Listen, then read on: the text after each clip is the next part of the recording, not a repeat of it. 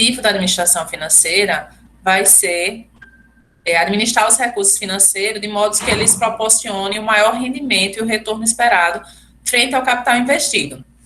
Então, acredito que vocês também, alguns de vocês já devem ter visto aquela questão lá, payback, VPL, alguém já viu isso? Viram isso em outra disciplina, em algum outro momento?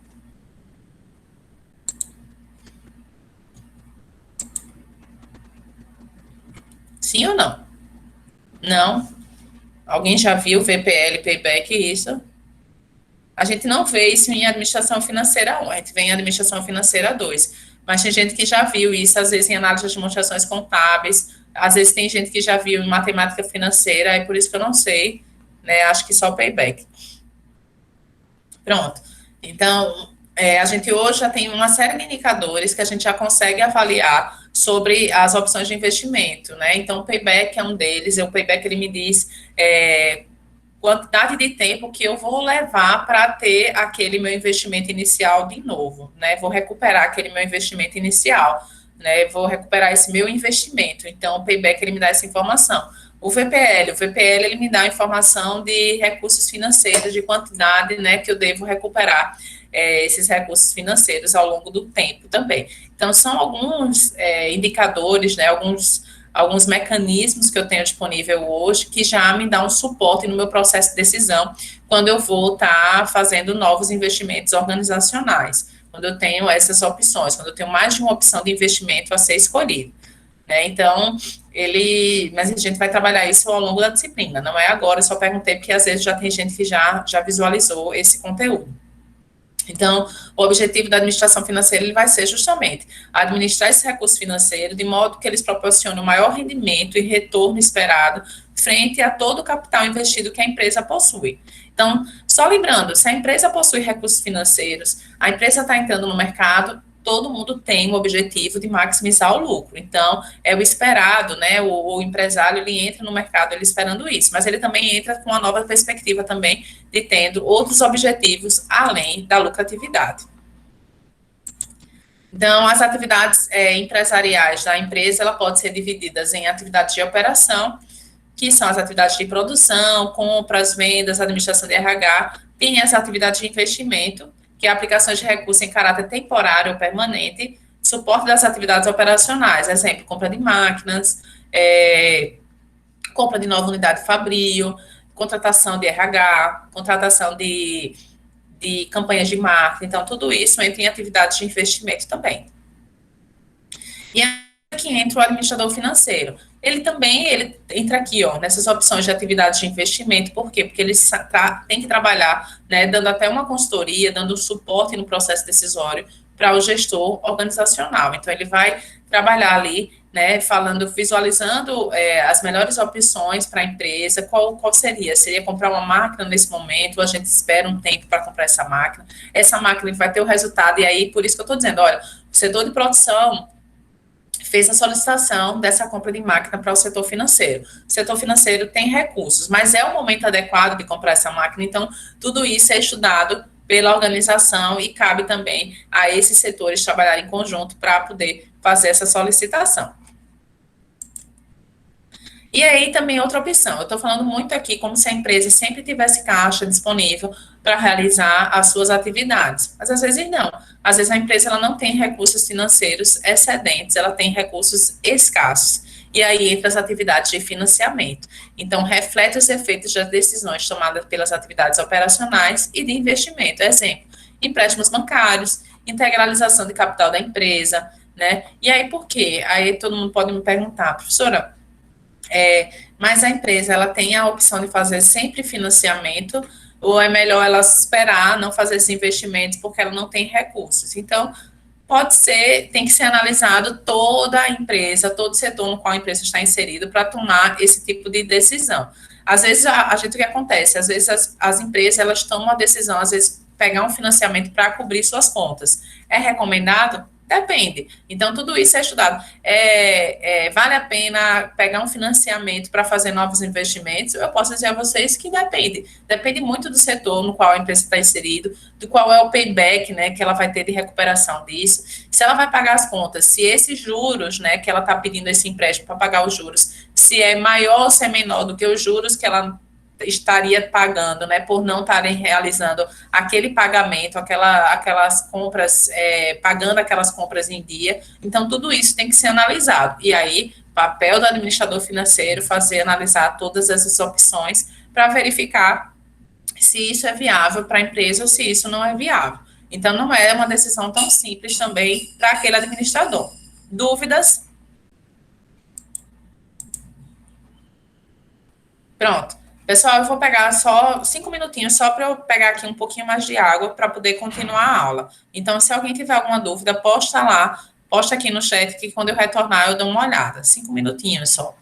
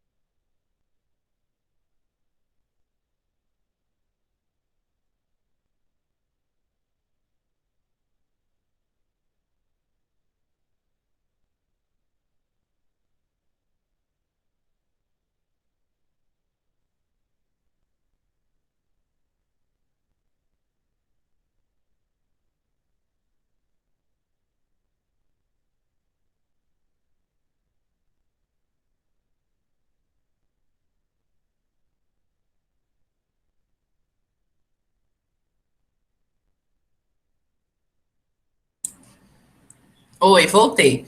As aulas ficarão sim gravadas, né? Essa aqui eu comecei um pouquinho tarde, mas já coloquei gravadas. E logo depois eu disponibilizo para vocês lá no Moodle. Então, sempre que terminar a aula, né? Se eu não gravar, vocês só me lembrem. Fica aqui no cantinho superior. Tem lá, não sei se você consegue observar, se vocês conseguem visualizar, mas tem lá mostrando que está gravando. Então, sempre me perguntem no começo da aula, a professora está gravando, só caso eu esqueça, né? Vocês me lembrem de fazer isso. Ok? Pessoal, como é que tá tudo aí até o momento, né? Não sei. Para a gente também é tudo novo, então tá ok para vocês assim? Vocês querem que eu fale mais lentamente? Vão falando aí, tá muito rápido.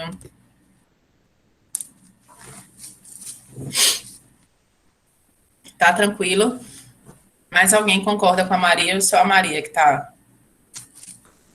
Até agora tá tranquilo. Essa primeira parte, de fato, é bem tranquilo, né? É bem tranquilo, assim, vocês vão ver que é teórico, então é mais tranquilo para vocês estarem acompanhando também. Mas até no cálculo, né, quando a gente entrar no cálculo, vocês também vão ver que não é nada muito complicado, são coisas também que vocês já viram, só que de outra forma são conceitos que vocês já viram que a gente está utilizando para dado fim, né? Para dado, vocês viram lá a estatística, muitas vezes parece uma realidade distante, e aí a gente está aproximando essa para a realidade financeira, mas nada muito superior a isso.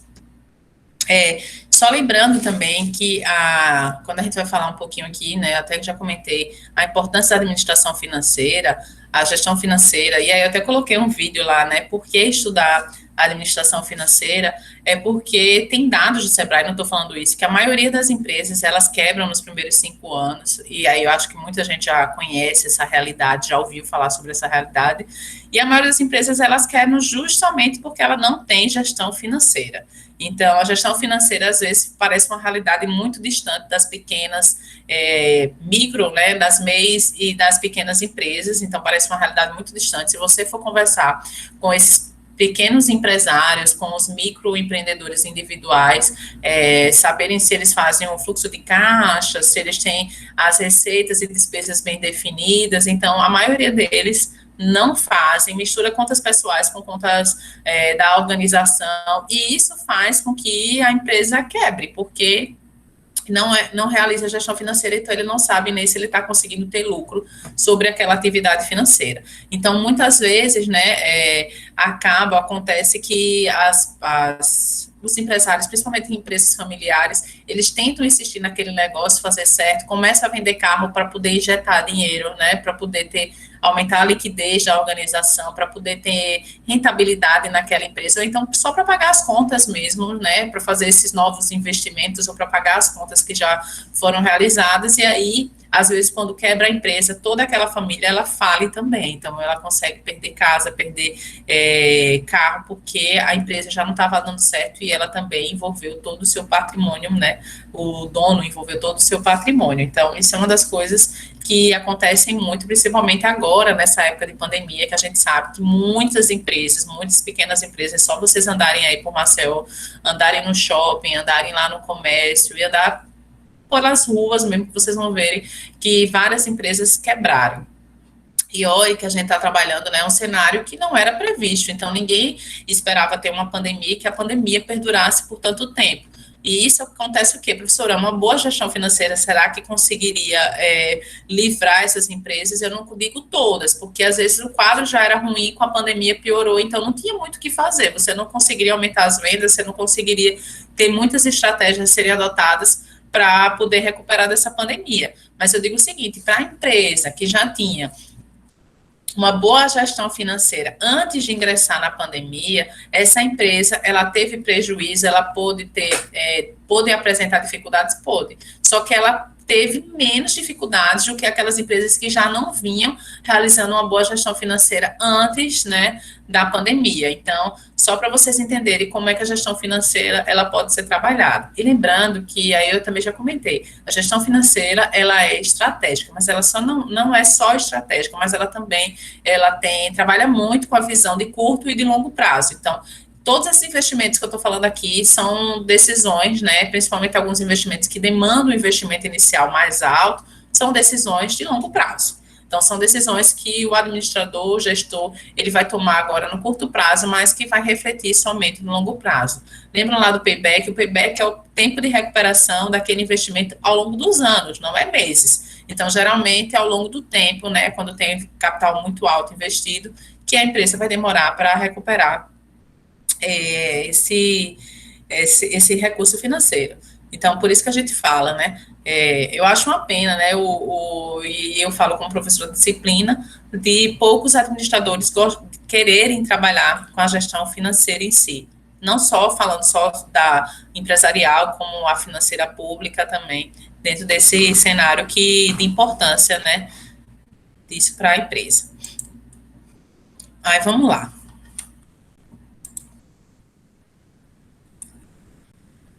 E aí, professora, a senhora falou o que é que faz esse administrador financeiro, né? Beleza, me convenceu, eu estou achando que a administração financeira, além de pagar bem, ela é interessante, mas o que é que eu vou fazer, né? Como um administrador financeiro, se eu for atuar dentro da empresa.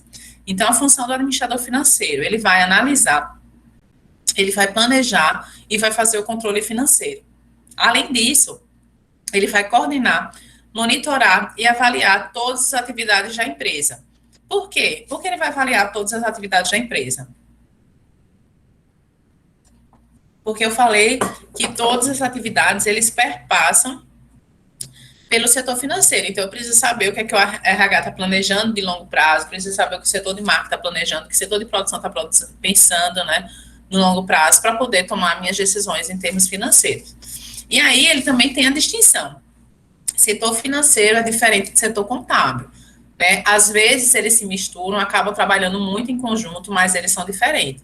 Setor contábil, ele é responsável por produzir esses relatórios financeiros. Então, lembra da análise das demonstrações contábeis que vocês tiveram aula? Então, vocês conseguem produzir os índices econômico-financeiro, liquidez, rentabilidade, indicadores de capital, indicadores de rentabilidade, de prazos médios, todos esses indicadores vocês conseguem realizar, né? DRE, balanço patrimonial. Então, o setor contábil, ele é responsável por fornecer essas informações. Então, ele quem vai fazer todo esse gerenciamento desses dados, dessas informações. E o administrador financeiro ele vai fazer o quê? Coordenar, monitorar, analisar esses relatórios, planejar ações para melhoria desses dados que são apresentados pelo setor contábil.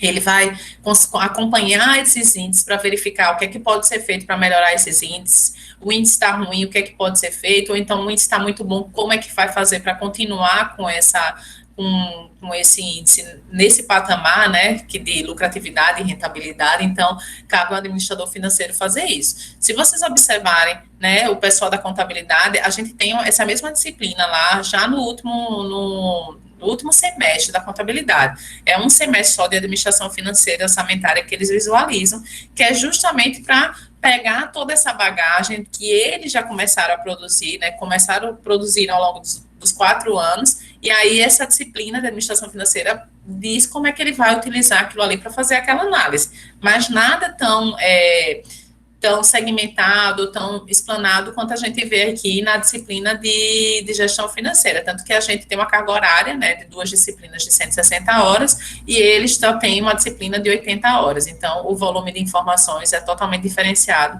até porque o foco deles não é esse. Ok? Então, ele também, o administrador financeiro, ele vai participar ativamente das decisões estratégicas para alavancar as operações. Então, a gestão de riscos econômicos e financeiros ganhou importância nos últimos anos. Então, não era importante, professora, a administração financeira? Era. Só que ela era tida tão importante quanto todos os outros setores, né, da organização.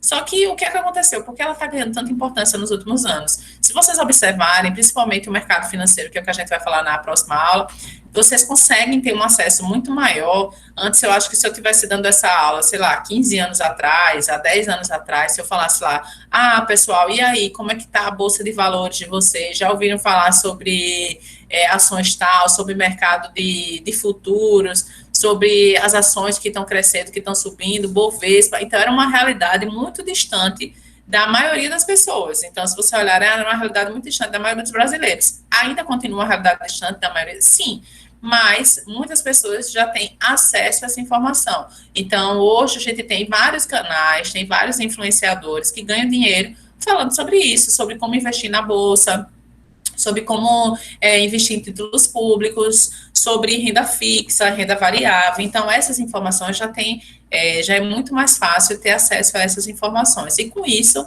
né, ganhou importância nos últimos anos, isso como elemento estratégico dentro da organização. Alguma pergunta que eu queria, né, fazer? Alguém investe aqui? Alguém, né, onde costumam guardar o seu dinheiro? Né, alguém, que a gente vai falar sobre isso na próxima aula, mas só uma curiosidade aqui, podem colocar aqui no chat, esperar um minutinho aqui, só para saber se vocês não estão dormindo também, né?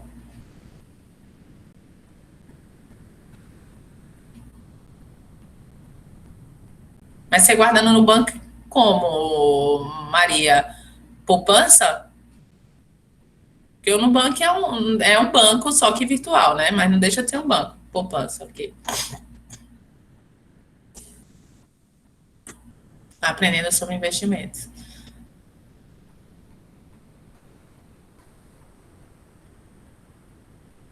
É, sim, sim, a poupança deles rende mais que os convencionais. Eu só estou falando assim porque hoje a gente tem outros investimentos de renda fixa além da poupança, né? Então tem CDB, tem LCI, tem LCA, tem outros tipos de investimento, né? Que aí você poderia ter optado por algum deles. Aí só estou perguntando também. Não visto todo mundo. Ok. E aí tem outros, eu já tive aqui aula com alguns alunos que já estão também investindo também, né? Tem gente que já investe em bitcoins, já tive alunos que já investiram também em moedas, né? Sem ser em bitcoins, mas em outras moedas virtuais. Então já tem outras coisas, outras formas de investimento que já superam, né? Os modelos tradicionais. Tem o Tesouro Direto também, entendeu? Que aí a gente vai falar um pouquinho sobre o que é o Tesouro Direto nas próximas aulas também. Então, são outras formas de investimento. Mas eu estou dizendo isso, né? Olha lá, eu como empresário, eu tenho todas essas opções também. Além, a gente está falando aqui como pessoa física, mas o empresário, ele também tem esses investimentos que ele podem estar optando. Cada um tem uma rentabilidade diferenciada, cada um tem um tempo de resposta diferente. Então, esse administrador financeiro, ele vai ter essas informações e ele vai ter que direcionar quais são as melhores opções para aquela organização, principalmente analisando a liquidez dessa empresa. Qual é o que gera maior liquidez? Se a empresa precisa de muita liquidez naquele momento, se ele pode esperar um tempinho para recuperar aquele investimento. Então, tudo isso são informações que são pontuadas, consideradas, né, quando eu estou analisando como administrador financeiro. Então, muita gente me pergunta, né, também, dentro desse sentido, mas não é uma coisa tão simples a serem consideradas. Olha aí as opções de vocês. Vocês têm umas opções muito menores do que quando a gente está trabalhando como empresa. Alguma dúvida até o momento? Aí vamos lá. Então, a gente tem as decisões de investimento, né? A gente já até falou um pouquinho dela, que diz respeito à aplicação de recursos financeiros em ativos circulantes ou realizáveis a longo prazo, considerando a relação adequada de risco e de retorno dos capitais investidos. Isso é uma das coisas que a gente vai falar muito no próximo assunto, né? Na questão de risco e retorno. Por quê? E aí, por isso que eu fiz essa pergunta a vocês. Risco e retorno, eles caminham ali lado a lado. A gente fala que a gente tem duas formas, né? A gente tem a renda fixa e a renda variável. A renda variável costuma pagar um pouco mais. E aí, até dentro dessa renda variável, que aí a gente fala das ações e tal, essa renda variável, ela tem uns que são mais seguros e as outras que têm um risco maior. Mas como é que a gente faz para chamar a atenção, né, para essas empresas que têm um risco maior? A gente tem que remunerar mais para poder chamar esses investidores. Inclusive, quando a gente está falando também de país, a gente também tem as economias que são mais seguras e tem as economias mais instáveis. O nosso país, infelizmente, é uma dessas. Para ele atrair esses investimentos, ele atrair recursos financeiros, ele atrair esses investidores, ele tem que remunerar melhor, porque senão todo mundo ia para o mais seguro. Vocês já pensaram, se a poupança ela pagasse mais do que o Tesouro Direto, pagasse mais do que o CDBs, pagasse mais do que o mercado acionário, estava todo mundo investindo em ações. Entendeu? Por quê? Porque é mais seguro. Só que ela paga bem pouquinho, então as pessoas investem em poupança. Por que então investem em poupança? Porque às vezes, aí depois a gente vai falar sobre isso, né? Que as pessoas são avessas ao risco, propensas ao risco, mas está tudo relacionado ao risco. Então, a poupança rende menos, mas ela é menos arriscada, ela é muito segura. Então, por isso que ela rende menos. Os outros, eles pagam mais, mas também é mais arriscado. Então, essa análise de retorno com risco, elas estão muito associadas. Geralmente, quanto mais arriscado, maior retorno sobre aquele investimento. Ok? Todo mundo conseguiu compreender isso sobre risco e retorno?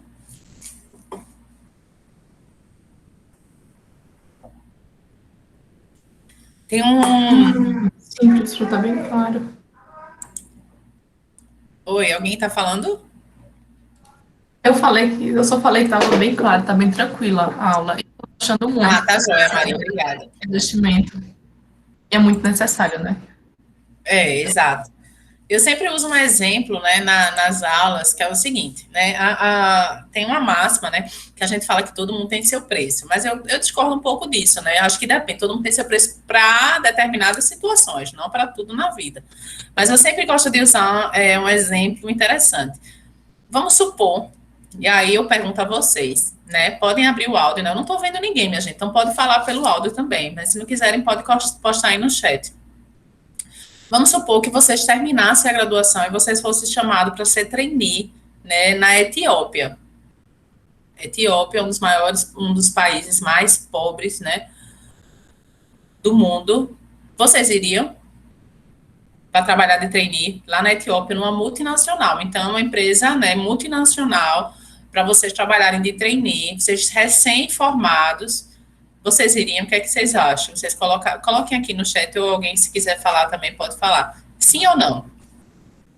Dependeria, né, da remuneração, das condições lá. É muita coisa que tem que ser avaliada, né? Se estaria disposto a estar longe de casa também. Mas eu iria, eu acho que sim, dependendo da remuneração. Se fosse uma boa remuneração, sim. É sim, Então, por a nada. Maria sairia a depender da remuneração. A Maria só iria depender da remuneração. Alguém iria pela experiência?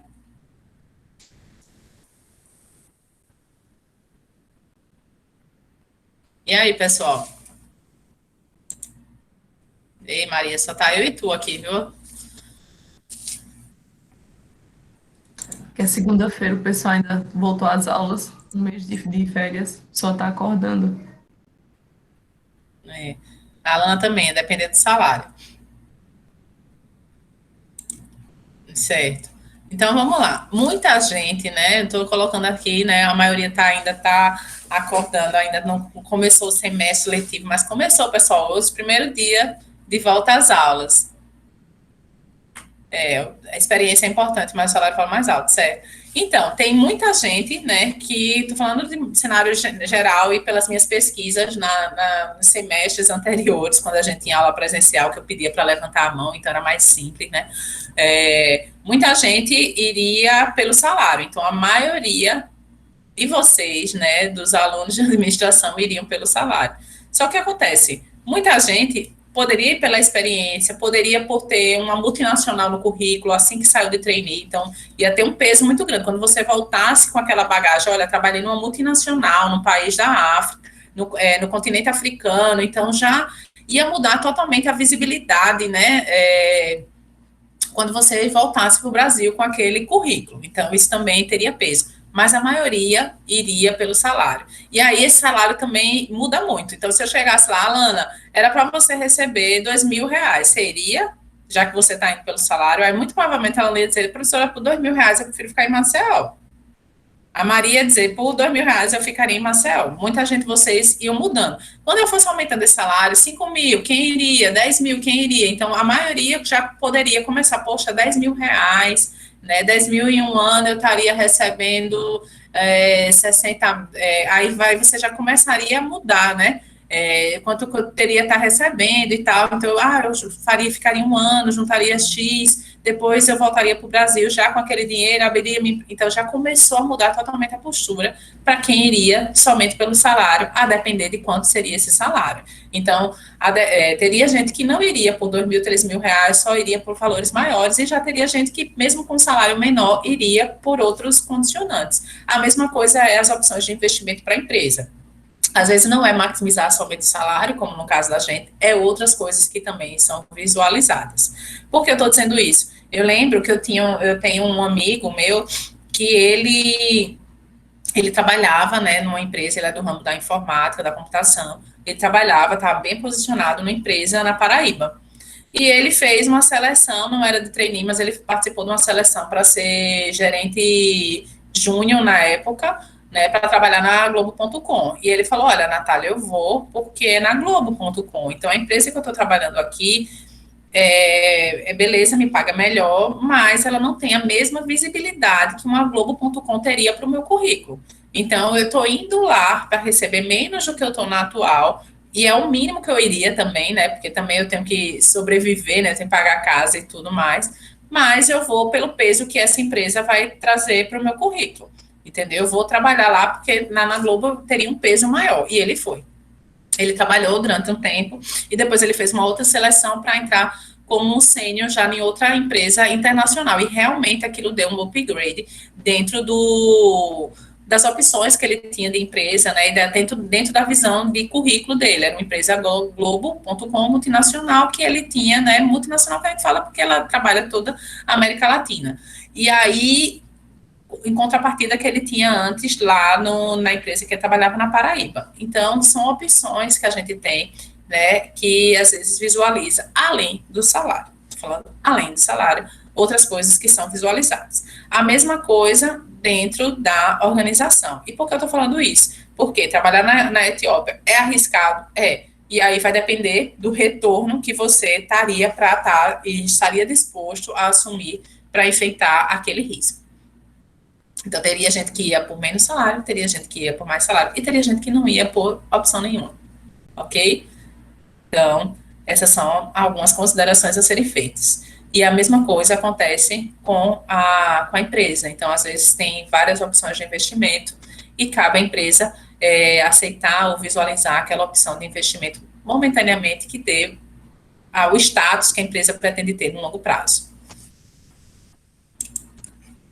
Aí, vamos lá, continuando aqui. E aí, eu falei das decisões de financiamento. Não é sempre que a empresa vai ter recursos excedentes para fazer financiamento ou fazer investimentos com recursos próprios. Às vezes, ela precisa também ir atrás de financiamento. E aí, essas opções de financiamento, quando a gente for ver estrutura de capital lá na gestão financeira, vocês vão entender, em gestão financeira 2, vocês vão conseguir entender isso melhor. Às vezes, pedir um empréstimo, isso principalmente em empresas que trabalham em capital aberto. Aí poderia dizer, pessoal, vou fazer uma pergunta a vocês, né? É melhor emitir ações ou pegar financiamento bancário? Se eu quero aumentar os recursos da organização, né? Eu vender ações, eu estou também aumentando o capital da empresa. E trazendo financiamento, eu também estou aumentando o capital da empresa, só com que formas diferentes. Qual seria melhor?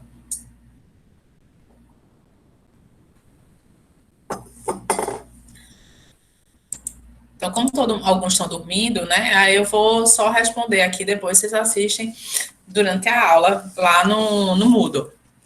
Isso depende. Por quê? Porque às vezes a gente acha que sempre pegar financiamento é ruim. Só que o financiamento ele gera um ônus para a organização, ela vai ter que pagar, né? Os juros e o próprio financiamento para o setor bancário. Só que emitir ações também tem um custo. Então, a empresa colocar ações no mercado também gera um custo para aquela empresa. Emitir debêntures, já ouviram falar de debêntures? A gente vai falar sobre isso também na próxima aula.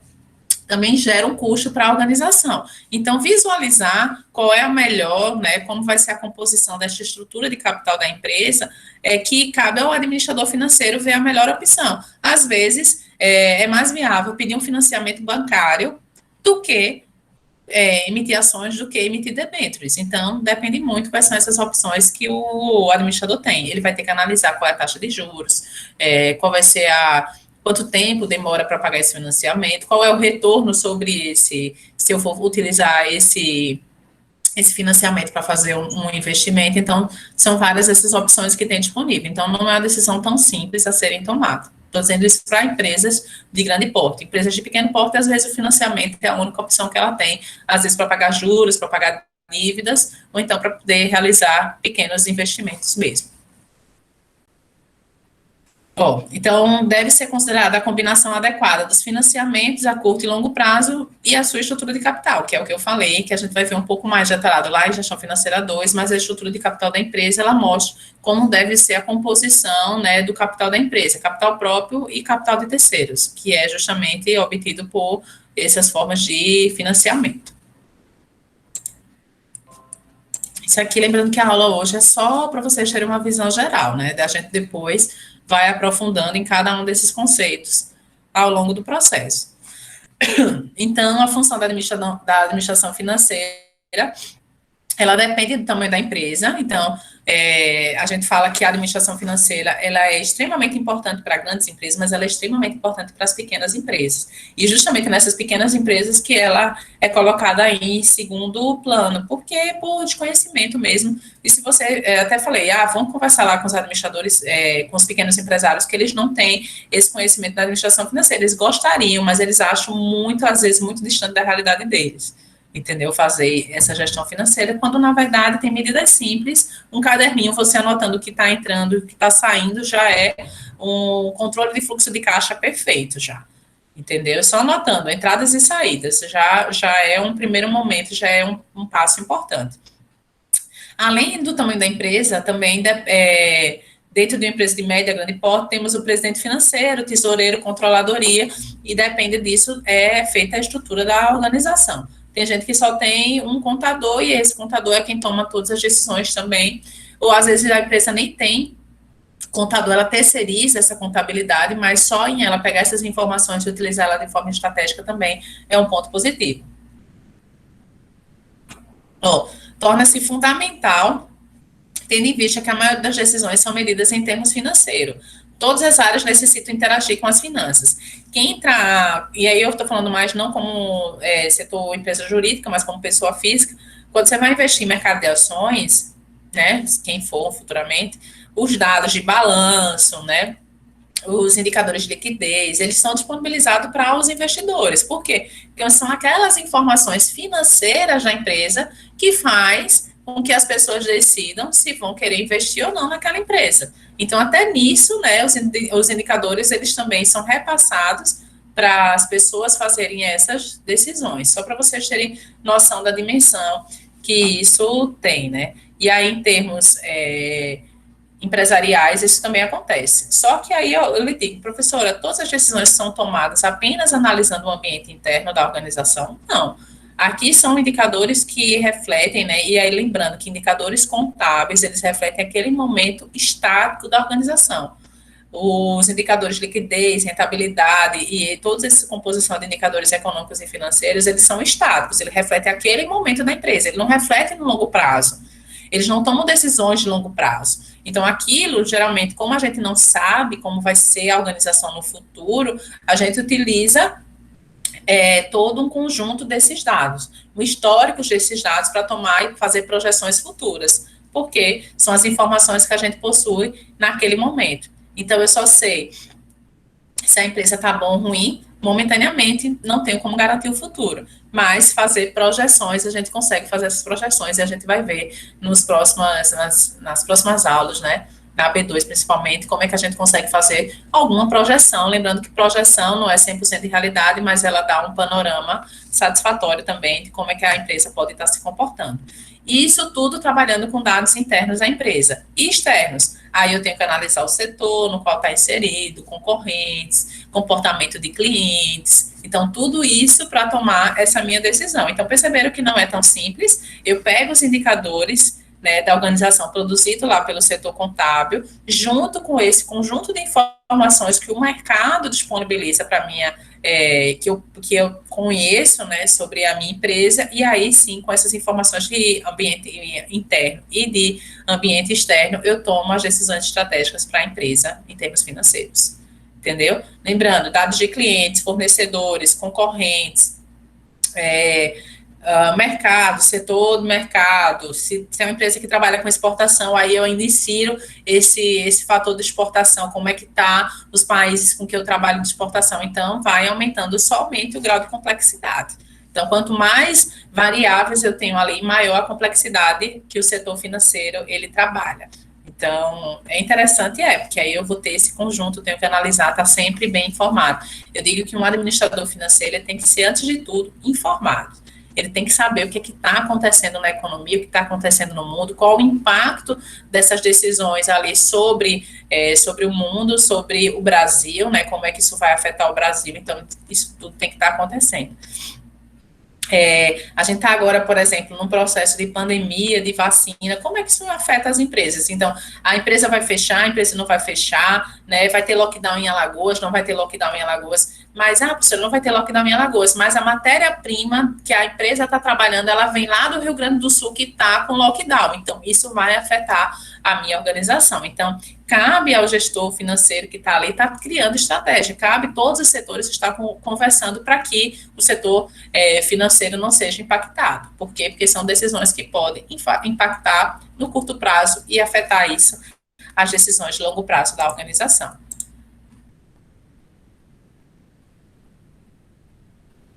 Se a senhora conhecer algum livro sobre gestão financeira que tenha disponíveis em site. Maria, todos esses que eu coloquei aí tem disponível. Só que o que, é que eu lhe aconselho? Eu vou passar uma nova lista, porque esses livros que estão ali são livros que são usados para a gente no PPC. Eles já estão um pouquinho ultrapassados. Se vocês quiserem comprar livros de gestão financeira, eu vou passar outros livros que são mais recentes, que é melhor para vocês fazerem, comprarem livro ao invés desses que estão no PPC, que já estão um pouco ultrapassados. Certo? Eu só coloco eles porque é o que a gente usa na disciplina enquanto o PPC não for reformulado. Beleza, pessoal? Alguém tem mais alguma dúvida? Estou falando muito rápido, vocês estão conseguindo entender?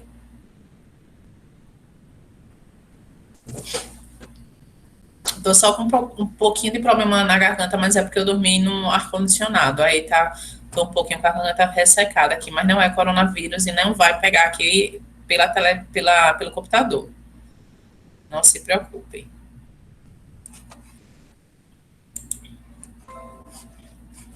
Então vamos lá.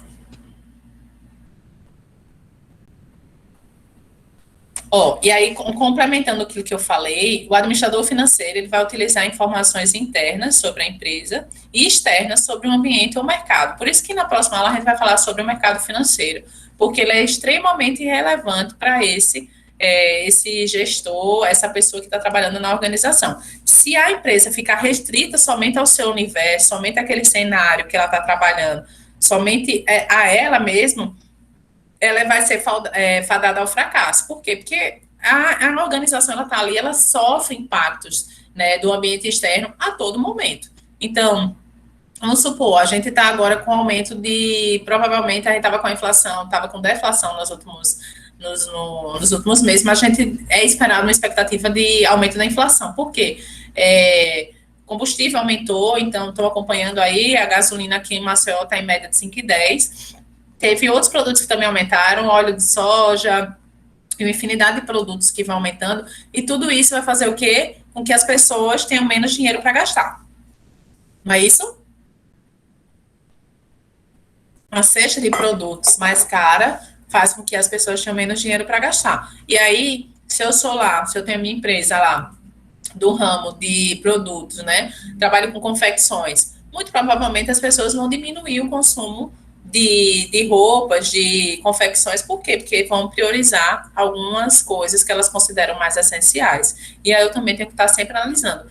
O meu produto, o serviço que eu estou oferecendo, ele é essencial, ele não é essencial? Um aumento de inflação, uma redução do poder aquisitivo da população vai impactar de que modo a minha organização? Isso eu estou utilizando somente 2 indicadores, né, de ambiente externo, inflação e poder aquisitivo, mas tem uma série de outros que também podem estar impactando essa organização. Ambiente externo, não, estou falando do ambiente interno da empresa. Então, as informações internas são obtidas através das demonstrações financeiras e contábeis, e as informações externas analisando totalmente o cenário. A gente tem uma série de dados que são produzidos, às vezes, pelo IBGE, pelo IPEA, pelo FIEA, tem uma série de outras informações que eles vão produzir esses dados de ambiente externo. E aí o administrador financeiro ele tem que estar analisando e pegando essas informações. O Banco Central, todo mundo que faz projeções de economia tem que estar ciente dessas informações, desses dados.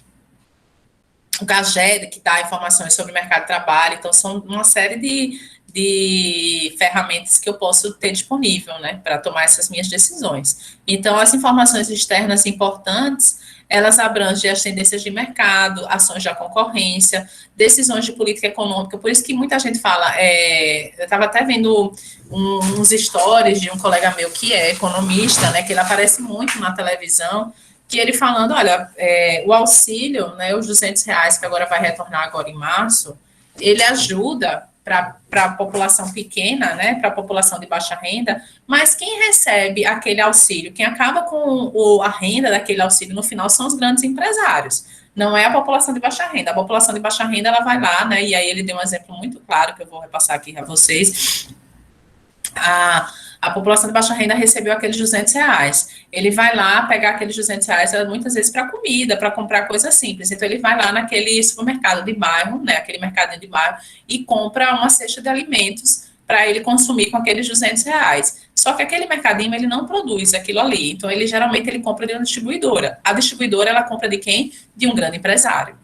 Entendeu? Então, aquele dinheiro lá na ponta vai chegar nos ricos, né, nos grandes empresários. E muitas vezes esses grandes empresários são os que são contra, né, a esses auxílios para as pessoas de baixa renda. Só para vocês terem uma ideia que às vezes está tudo casado ali, né? Então, tudo coordenado, mas não tem essa visão clara, e eu falo dos grandes empresários, de como esse auxílio, essa movimentação da economia é importante para todos os segmentos. Né, ele gera renda não só para público de baixa renda, mas para outras esferas também da economia.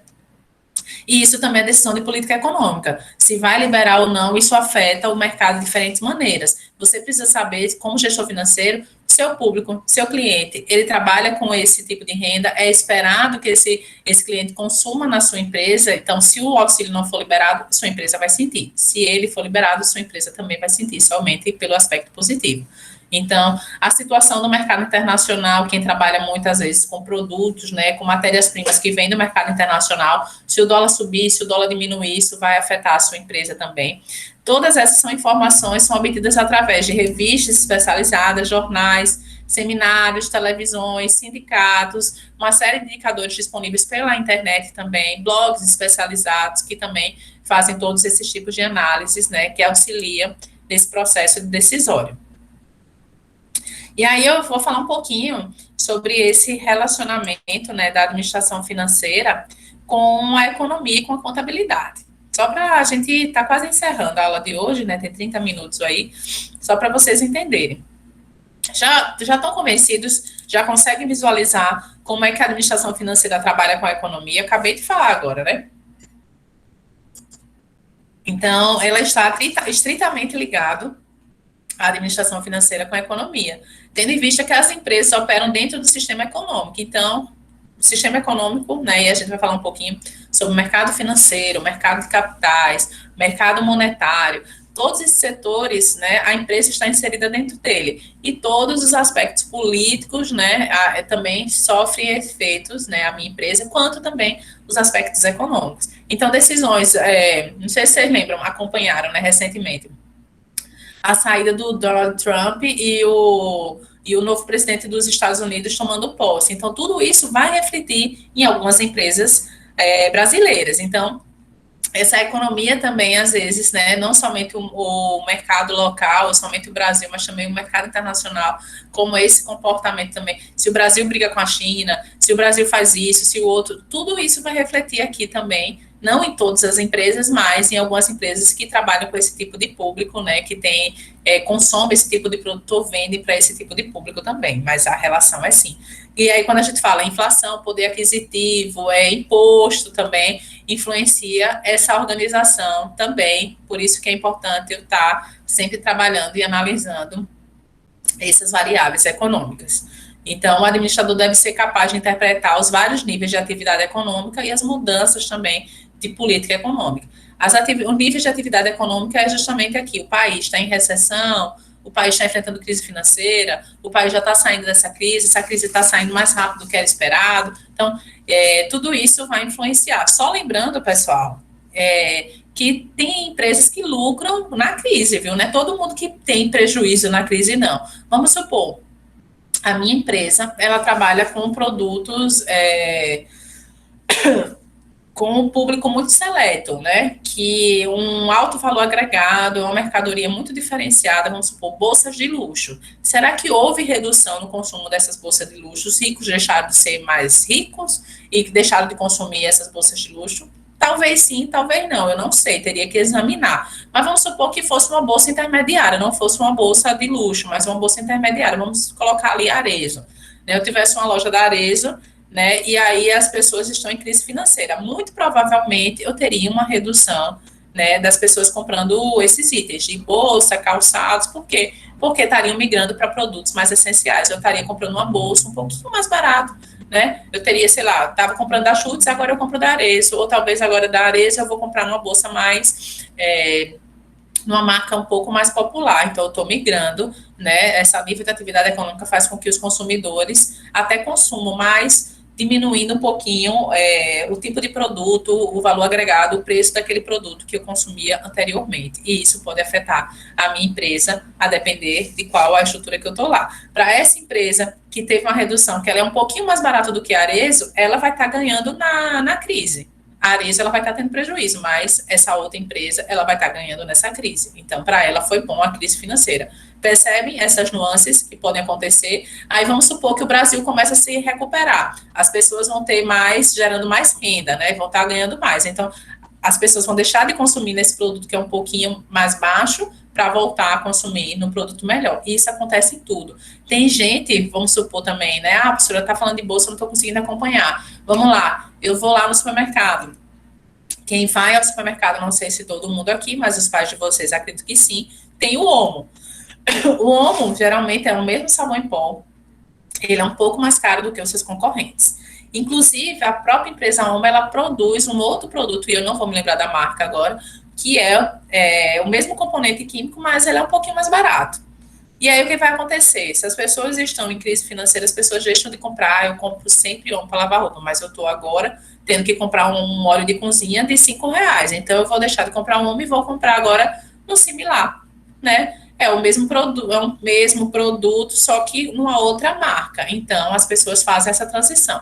Essa outra marca, ela vai ter um aumento nas suas vendas, mesmo com a crise financeira. Por quê? Porque ela é um substituto do Omo.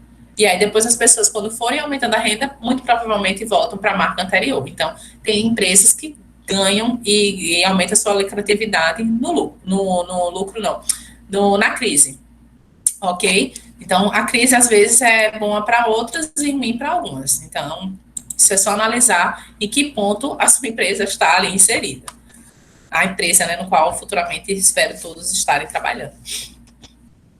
Então, o princípio econômico mais utilizado pela administração financeira é a análise marginal, que trabalha com os benefícios e os custos adicionais. Então, acho que vocês já viram também falando sobre essa análise marginal. A análise marginal é o preço, é o custo, né, da última unidade a ser produzida. Geralmente, a gente tem uma curva de aprendizagem que a gente fala, e aí vocês vão ver mais isso quando vocês estiverem trabalhando com administração de produção. Quanto mais vezes as pessoas começam a estar ali desenvolvendo aquela atividade, mais as pessoas estão produzindo aquela atividade, maior a chance dela produzir com menos retrabalho, com menos perda de material, e com isso o custo dessa última unidade tende a ser menor do que das primeiras. E aí isso fica claro. Vamos supor que eu chego e coloco para vocês no exercício. Pessoal, olha, eu tenho esses materiais aqui e vocês vão confeccionar uma blusa. Não sei se alguém já fez alguma blusa na vida, mas a chance, né, de dar errado é muito alta. Então, a chance de perder material, de não servir para nada, de ter que sair com o modelo errado, sair com as dimensões erradas, é muito alta. Agora, se vocês estivessem sempre fazendo essa blusa, né, na centésima vez que você estivesse realizando aquela, espero, acho eu, que a blusa sairia perfeita. A mesma coisa eu falo com lista de exercícios. Quando eu vou apresentar um exercício para vocês, a maioria das vezes a chance de vocês errarem é muito alta, porque é a primeira vez que vocês estão vendo, muitos não vão entender, vão pedir para fazer de novo, né? Ah, não consegui compreender essa parte, professora, repete. Por quê? Porque é a primeira vez. Então, a primeira vez realmente é complicado, mas a partir do momento que vocês vão trabalhando, exercitando, a curva de aprendizagem vai fazer com que vocês tenham chances menores de errar, façam mais rápido, então, isso é tudo ocasionado com isso. E aí entra lá a questão da análise marginal. Alguma dúvida, pessoal? Alguém não conseguiu entender?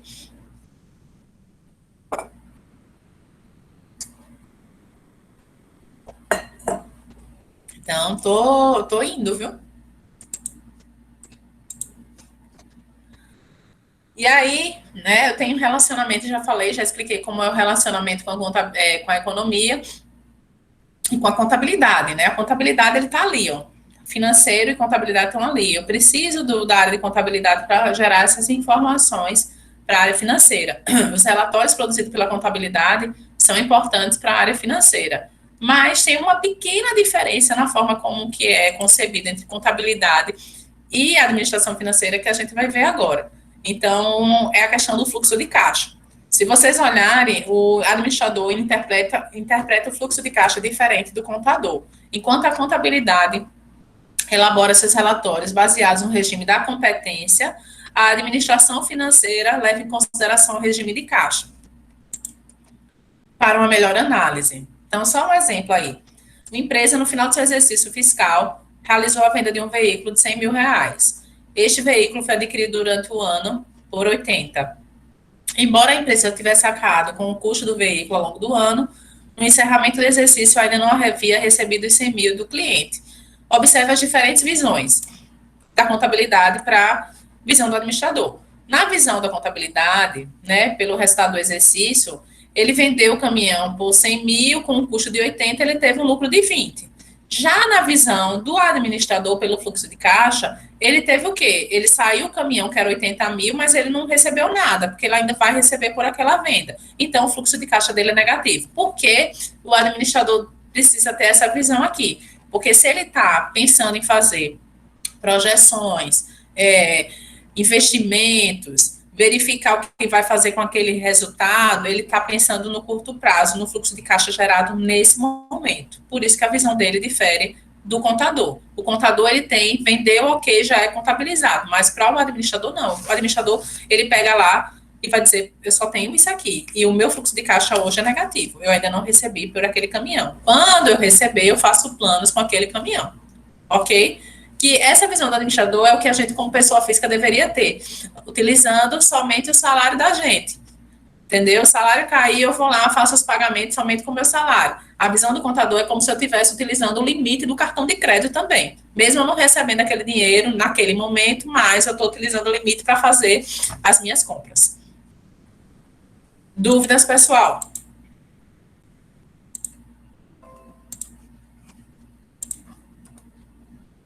Então, né, por vezes, as duas se confundem dentro de uma organização, mas existem essas diferenças básicas. O contador toma suas decisões baseadas em coletas e apresentação de dados, e o administrador, o financeiro, deve analisar os demonstrativos contábeis, desenvolver dados adicionais, dados de economia, dados do setor, dados de clientes, dados de fornecedor, né? Isso já pegou os relatórios contábeis e eu estou analisando uma série de outras informações para auxiliar nesse meu processo de decisão. Avaliar os riscos que aquela decisão vai gerar, quais são os impactos que aquilo vai ter sobre a organização, sobre o setor no qual a organização está inserida, sobre os clientes, vai aumentar o produto, não vai aumentar o produto, e os retornos que isso pode gerar para a empresa, não somente de retorno de lucratividade, mas de status para a organização, né, de visibilidade para aquela empresa, e aí sim, o administrador financeiro toma a sua decisão. Pessoal, dúvidas? A gente encerrou esse primeiro conteúdo já, que tá todo mundo caladinho aí. Alguém tem alguma pergunta? Querem falar alguma coisa? Não conseguiram compreender?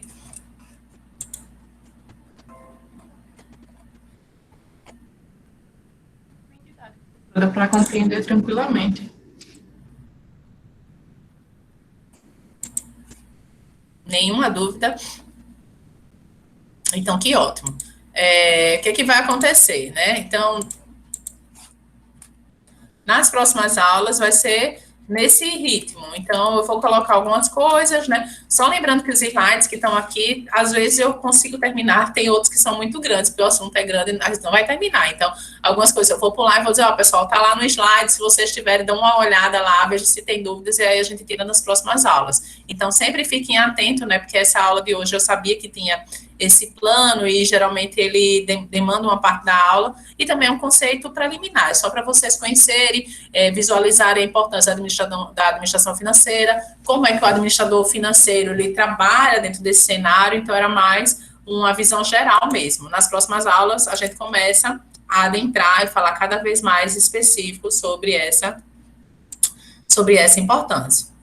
Então, se alguém tiver alguma dúvida, né, deixa lá para próximas aulas que a gente vai continuando. Só queria falar também uma outra coisa, né, que é uma coisa que eu sempre falo durante a aula. Pessoal, dúvidas, eu sei que a maioria de vocês já tem o meu contato, meu celular, mas tenta me mandar por e-mail as dúvidas que vocês têm, né, ou então, professora, vai ter aula, não vou poder assistir a aula, manda tudo por e-mail, porque o e-mail eu consigo deixar tudo registrado.